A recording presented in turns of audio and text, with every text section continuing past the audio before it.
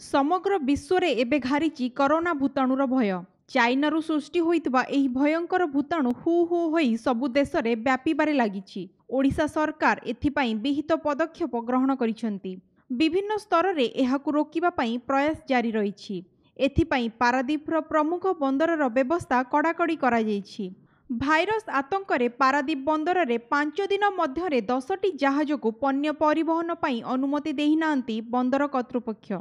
फलरे देशर व्यावसायिक क्षेत्र रे एहार प्रभाव पड़ुथिबा देखिबाकू मिलिछि। पारादीप समुद्र रे अटकिछि 10टी जहाज। 5 दिन रे आसीथिबा जहाज गुडी को पारादीप बंदर बद को आसीबाकू अनुमति देउनांती बंदर कर्तृपक्ष। संपृक्त जहाज गुडीक चीन, सिंगापुर, श्रीलंका एवं हांगकांग रु आसीथिबा सूचना मिलिछि। जहाजर कर्मचारींकर स्वास्थ्य संपर्कित समस्त तथ्य संग्रह कराजिब सह ताहार जांच करा जाइछि।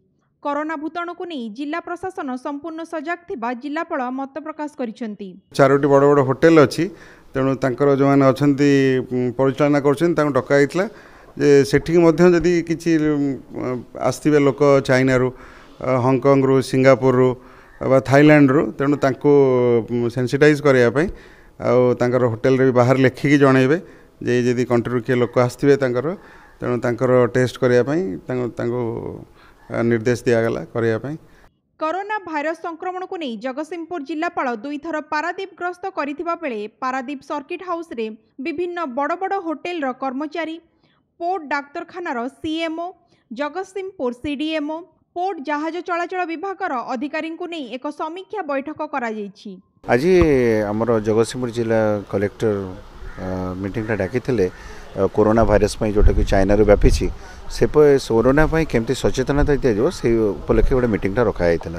आगु जो आसते 14टा जहाज से जो कंट्रीज गुड़ाक टच करके 10टा जहाज फेरीगला।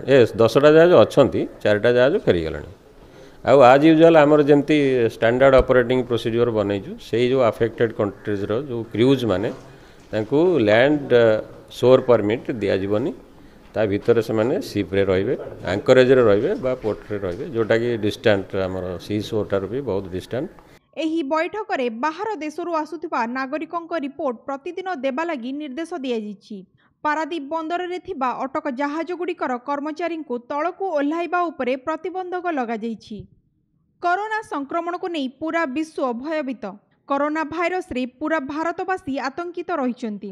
दिनकु दिन एहार प्रभाव भारतर व्यवसाय क्षेत्र रे पड़िबारे लागिछि। पारादीप रु सिद्धेश्वर स्वाईंको रिपोर्ट, कोणार्क न्यूज।